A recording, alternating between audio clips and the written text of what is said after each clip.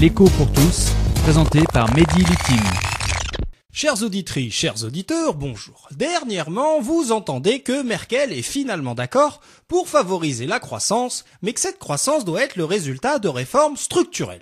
Alors, qu'est-ce que c'est une réforme structurelle ? Alors, depuis que François Hollande est élu, Angela Merkel dit qu'il faut sortir de la crise et que pour sortir de la crise, il faut de la croissance en Europe.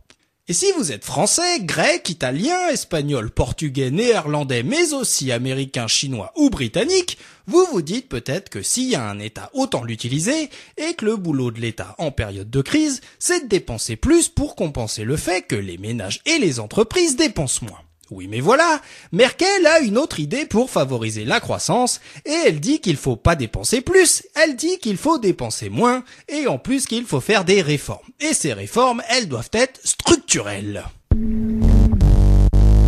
Alors en gros, une réforme structurelle, c'est quand on te dit qu'il faut flexibiliser le marché du travail, c'est-à-dire quand on te dit qu'on peut te virer plus facilement. Et ça, c'est structurel.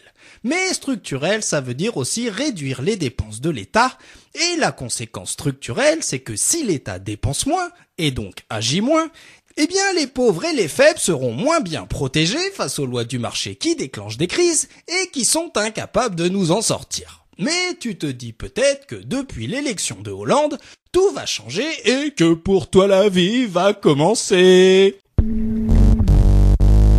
Eh ben, pas nécessairement, parce que ce petit jeu de la croissance et de la réforme structurelle se joue à 3. Et le troisième larron, c'est un Italien, donc proche des pauvres, qui s'appelle Mario Draghi et qui est à la tête de la Banque Centrale Européenne, la BCE, construite, elle, sur le modèle allemand, donc plutôt structurel et proche des riches. Et Super Mario, qui a la possibilité de créer autant d'argent qu'il le veut pour le prêter aux États et nous sortir de la crise, on sait pas trop ce qu'il pense.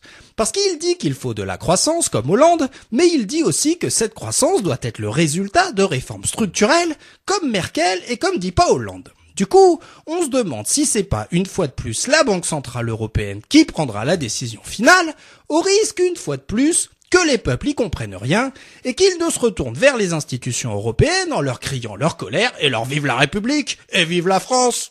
L'écho pour tous, une chronique écrite et présentée par Mehdi Litim sur Marmite FM 88.4.